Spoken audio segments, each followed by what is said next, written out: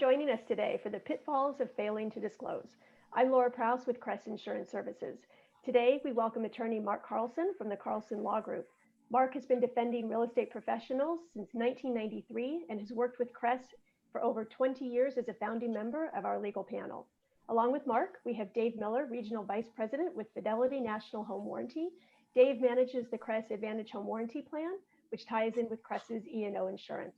We have a lot to cover, so let's get started. And Dave, I'll hand it over to you. Thanks, Laura. I just want to first off say thank you to everybody for watching. This is the third webinar that we've done. The first one on COVID forms and how to use those in a transaction in a COVID world. And then also we did a second webinar that are on the Crest website page here.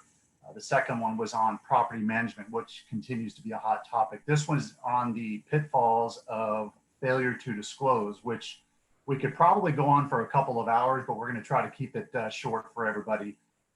So let's start with Mark. My first question is, I was talking with Laura yesterday. She said it's estimated about 70% of the E&O lawsuits out there are a result of a party failing to disclose.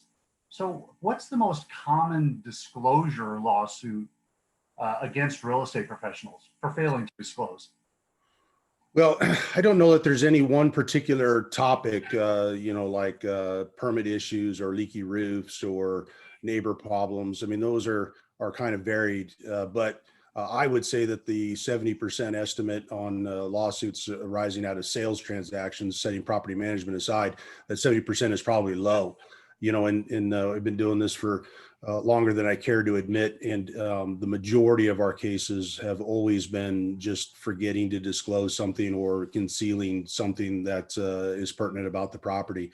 We've seen asbestos come and go. We've seen Reg Z lawsuits come and go, mold come and go, but disclosure issues are always present and are always the larger majority of the lawsuits we see. Now, of course, you talked about water intrusion there a second ago. Regarding water intrusion, and we see a lot of this as mold too, what are responsibilities of the sellers to disclose these, and what types of non-disclosure issue is most likely to result in a lawsuit? Yeah, there's nothing like water intrusion to guarantee a lawsuit. People will put up with a lot of different things, but when there's water coming into the house, that's when people are almost guaranteed to file a lawsuit.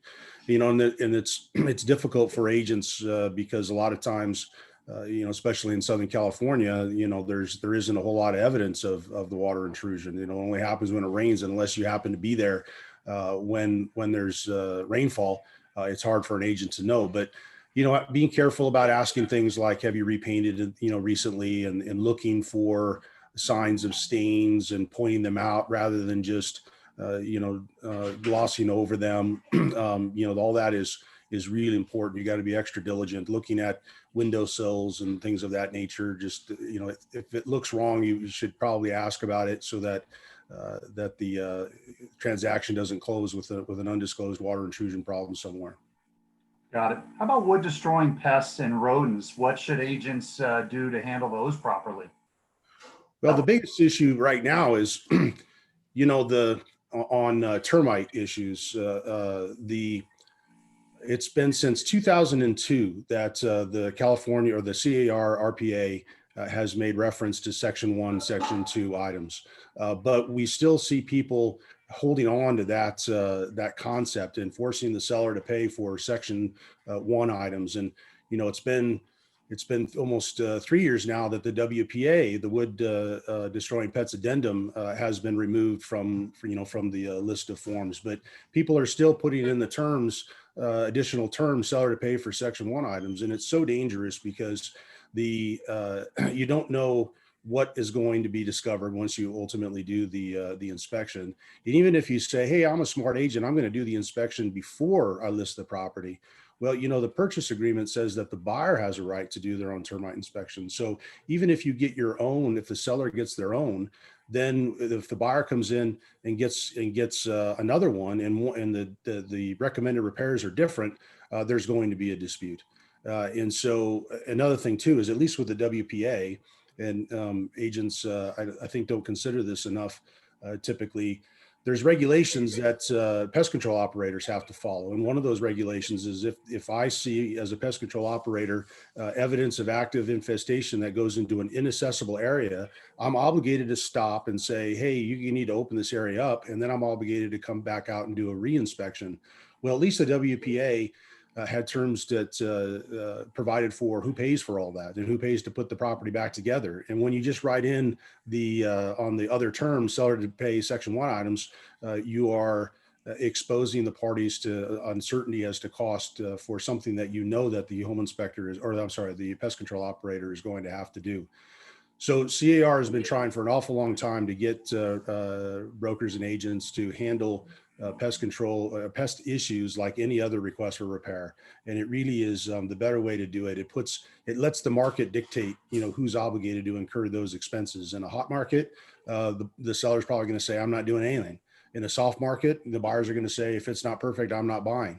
And that really is the way that it should go, not just a relic of a habit, from that agents and brokers have created for themselves.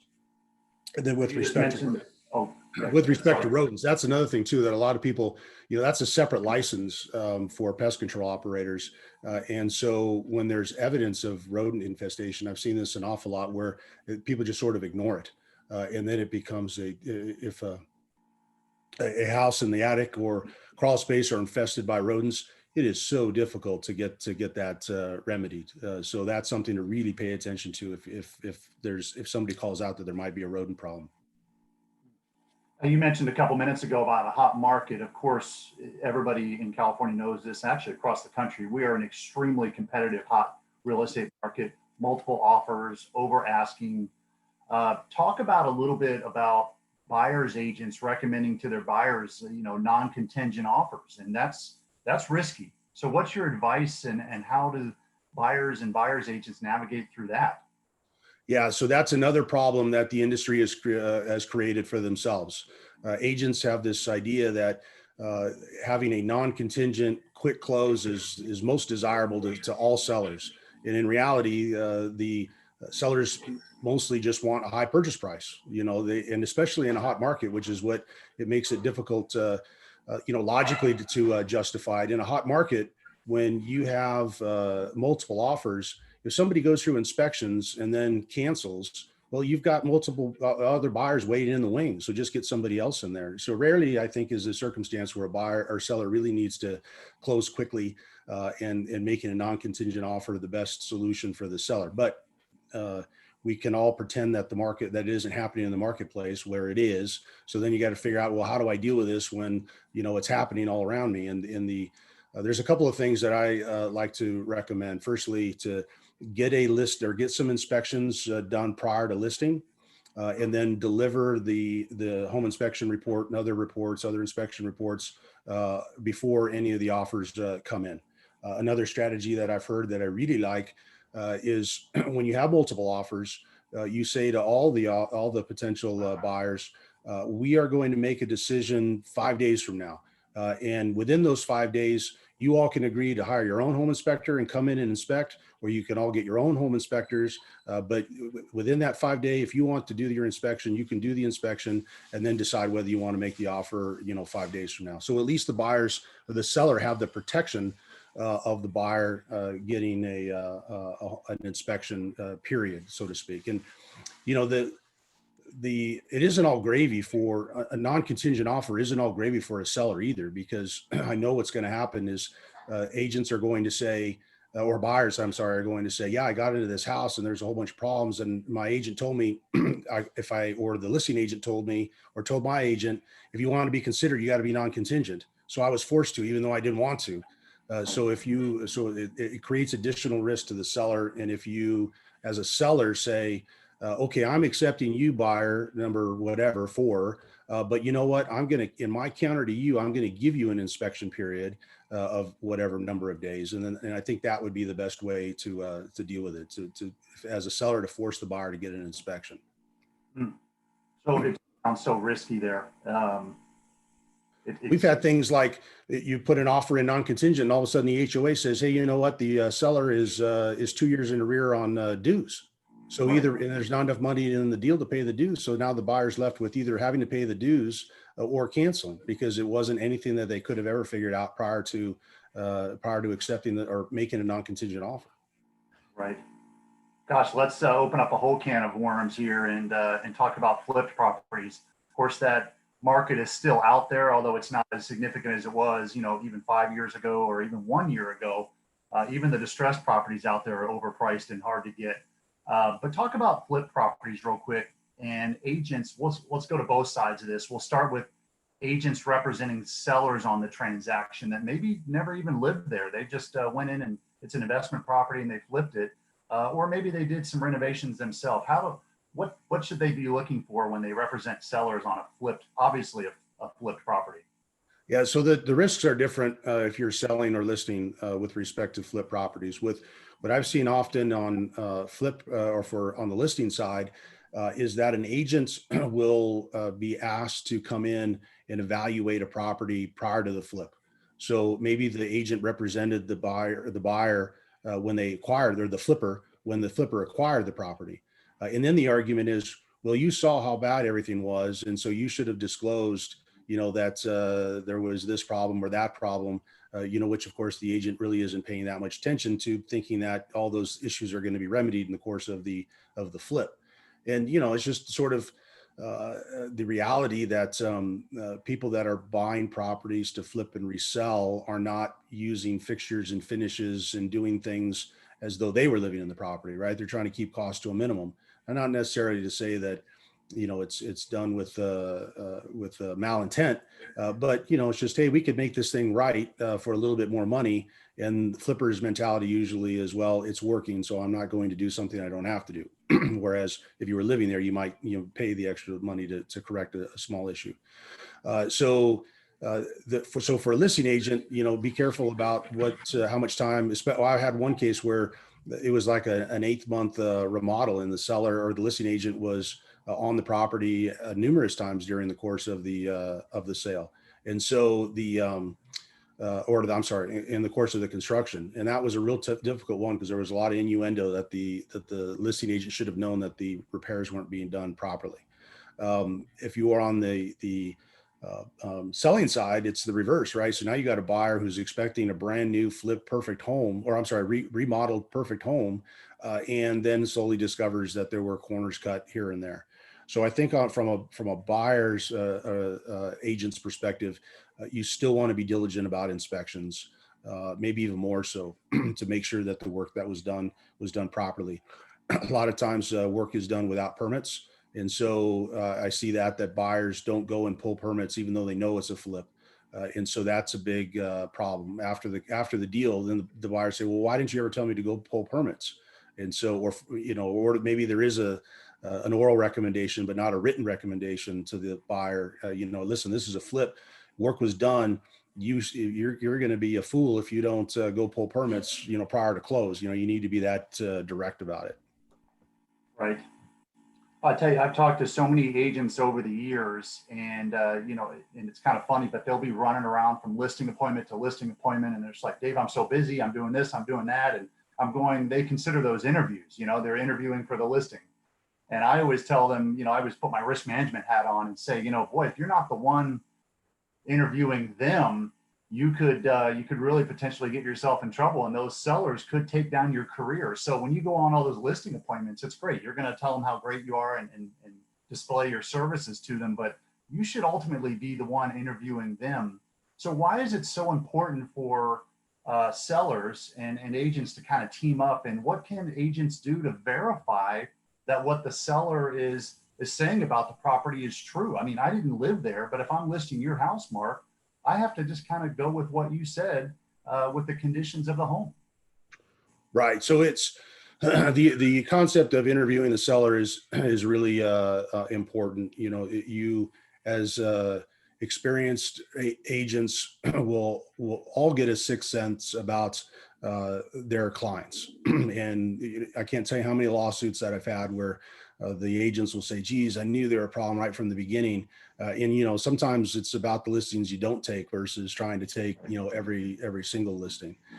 So a couple of things you can do to sort of vet the seller more carefully. Number one, sit down and go over the disclosures with them as they're filling them out. Don't write the answers yourself, because then it looks like you're the one that provided the information. But go over the seller property questionnaire with the seller as they're filling it out.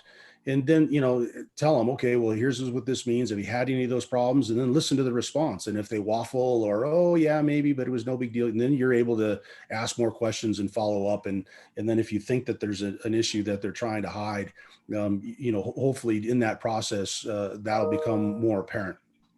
So that's certainly one thing that you can do, and with the transfer disclosure, same way, and really is better practice for agents on both sides, buyers and sellers, to go over the documents, paragraph by paragraph. You don't have to read it to them, but at least, say, okay, here's what this is talking about. You have an inspection period. Here's what it means. And so that way the clients get professional service, and the agents have the opportunity to try to get a feel for whether there's something that isn't being, disclosed properly. Right. Are some of the failures to disclose about we talked about permits a little bit too, about the condition of the home, are most of the failures to disclose about those as well, the actual structure itself, or is it more the things that we just talked about? Yeah, I would say that the majority of the non-disclosure cases are that there's some physical defect in the house. And then I would say within that, there's, maybe a little bit more than half are sellers that say, I didn't ever have that problem when I was here. Or, you know what, I just forgot about that. We did that repair, 20 years ago, and I just forgot. And then for whatever reason, it resurfaces after close of escrow. And then, the small portion of it, or a small portion of the cases are where the sellers knew they had a problem and they were just trying to brush it under the rug so that they could get rid of the problem, pass it on to somebody else. Right. So real basic question. I know a lot of agents ask me this all the time. What is the difference between just simply failing to disclose, whoops, I just missed that, or I intentionally failed to disclose that? And we all know that Laura tells us, that fraud is not covered under an E&O policy. Do you have to at least open the claim on that to determine if it was fraudulent, or was it just a whoops, I forgot? What's the difference between those two? Well, the element is intent. And so to go through briefly, a negligent non-disclosure is that you make a representation of fact that's false, and you had no reasonable basis for believing it to be true, and then the fact caused, or the issue caused damage to the buyer or to the plaintiff. On an intentional misrepresentation, you make an assertion of fact knowing it to be false. So that's the difference. And then the rest of the elements are the same, that the other side relied and that to their detriment and caused them damage. So it really is just a matter of proving that the person making the representation knew it was false and intended to cause the other side to rely on the misrepresentation. And concealment is the same way. I knew something, I had a duty to disclose it, and I intentionally failed to disclose so as to get the other party to act in a particular way. Concealment is a little bit more difficult because first, I think we can all say that there's a duty, but when you're trying to prove a negative, you knew it and didn't tell me because you wanted me to rely, that's where factually it gets to be difficult. Right. And I swear this is the last question, but what if I'm listing your property and I know as the listing agent that something you're saying is not truthful? How far do I get into that? Do I walk away from the listing knowing that you're failing to disclose something that even I know about, maybe because you told me and you put on the form that it was something different? Yeah, so the seller's obligation to disclose arises for, out of the contract. There's contractual obligations to make disclosure, but then Civil Code Section 1102, which is where the TDS comes from, that's what it imposes duties upon the seller to make disclosures. An agent's obligation to make disclosures arises out of Civil Code Section 2079.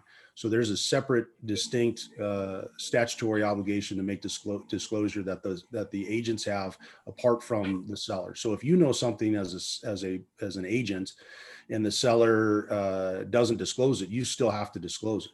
And if the seller says, well, don't disclose it, then you really have to either say, well, I can't do that, and then convince the seller that they're not acting properly, or just give up the listing and say, I can't complete a transaction if you are going to tell me not to disclose something that I'm statutorily obligated to disclose.